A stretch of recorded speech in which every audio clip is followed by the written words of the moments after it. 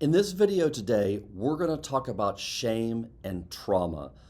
Oftentimes, if you've ever felt defective, broken, or bad, you're probably swimming in those moments in what we call shame, and it can directly come from your past trauma. By the end of this video, you're going to be able to understand what shame looks like, how it shows up in your relationships, and more importantly, practical steps you can begin to take to pull yourself out of those moments where you feel so shame. Hi, if you're new to this channel, my name is Tom Philp. I've been working with couples and individuals for decades who struggle with relational trauma to regain trust in themselves and others so that they can experience a safe and secure relationship. If you've gotten value from this video, would you make sure that you hit the follow button and share it with others as well so they can gain the same value from it?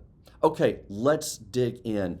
Shame and trauma, oftentimes they're linked together. Now, the first thing I want to talk about is I want us to sort of tease apart the difference between shame and guilt, because they're two different things, but oftentimes what I see is that people tend to use them synonymously, but they're quite different actually. For example, guilt is if you have done something wrong. So if I say something that's hurtful to my partner, guilt moves me to want to go and repair that.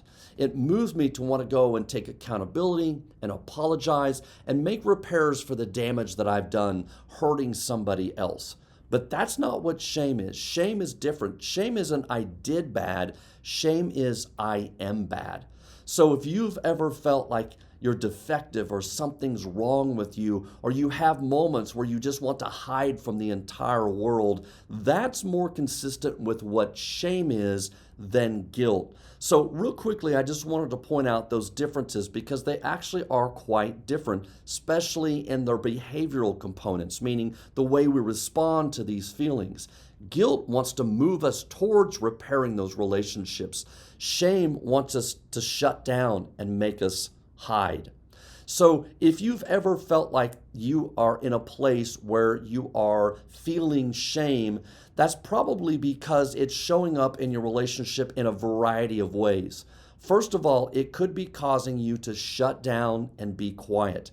Maybe you're thinking to yourself, doesn't matter what I say, it's not going to make a difference. Doesn't matter what I do, I can't get my partner to calm down. I can't stop them from attacking me. I feel all bad in this moment. So I'm not going to do anything that makes it worse.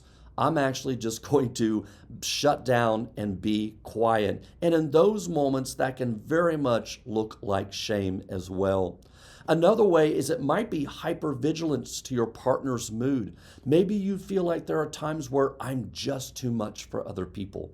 That can come from a part of us that feels that shame from our trauma, where we show up and we try to be ourselves, but we always have to hold a part of ourselves back because the message we get is that we're just too much. I know, sometimes I'm just too much for other people. So we're constantly hypervigilant to their moods. Am I getting messages that they're starting to pull away? Does it feel like they're going to abandon me here pretty soon? Do I need to pull back? Do I need to be less myself in those moments? And when that happens, we're oftentimes very much feeling shame. And so shame can show up in a lot of different ways in our relationship. For sure, it can show up in ways where we begin to pull back and shut down, very consistent with what looks like the avoidant attachment style. And it can also be a part of the anxious attachment style as well. Feeling like I will never get the love that I really need. Something's wrong with me can be at the heart a shameful feeling about oneself. So these are the ways that it can show up in our relationship. What can we do to actually start tackling shame? Well, there's three things that I want to point out today. One of the first things we have to do is we have to be able to recognize that feeling of shame. This is something that I've struggled with in my own life.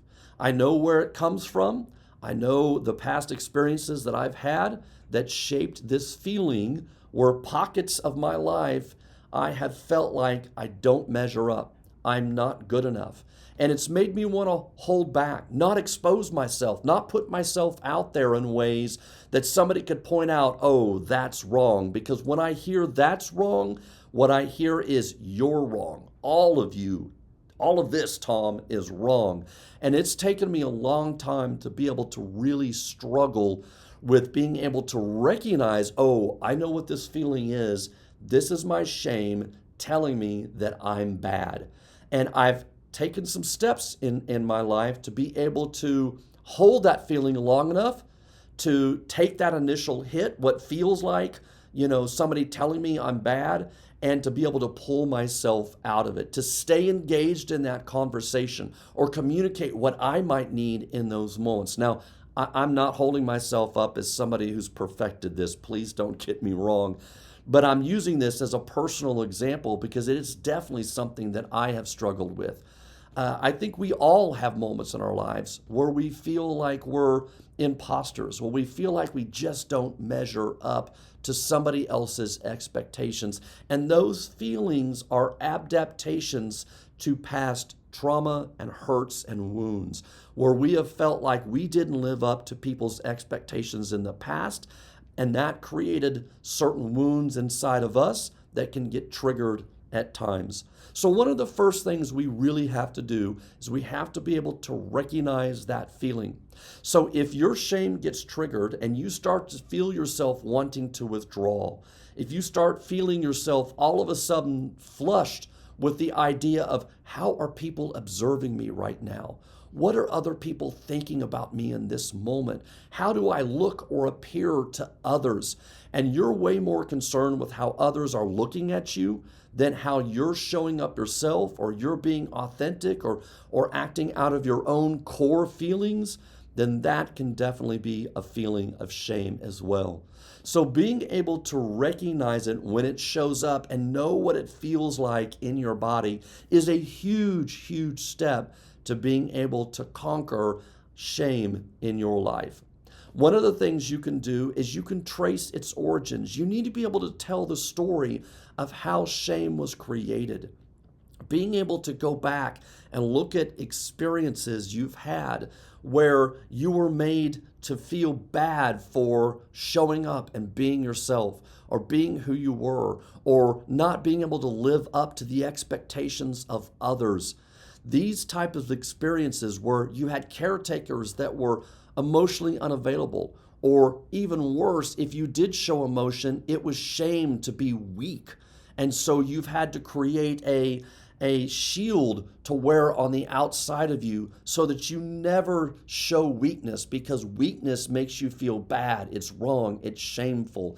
If these types of stories can be written, it really helps you to be able to understand what you can do differently in your life to be able to reach out in those moments when you are feeling that, and to certainly recognize where that comes from.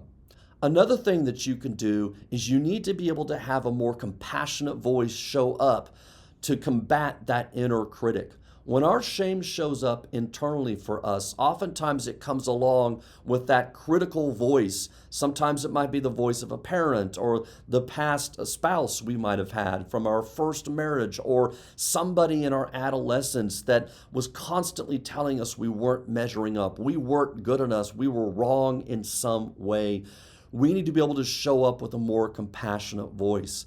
For myself, it looks a lot like, hey, Tom, maybe that didn't work out the way you wanted, but it's okay. Everybody makes mistakes. You just didn't communicate exactly what you were wanting to in that moment. Go back and try again. Go back and repair. Go back and clarify. Stand up for yourself and ask for what you might need in that moment. Hey, Tom, that's okay. Look how you put yourself out there a little bit. Look how you tried something different. You showed up for somebody in a different way than what you're used to. These types of more compassionate voices can go a long way in silencing that inner critic as well.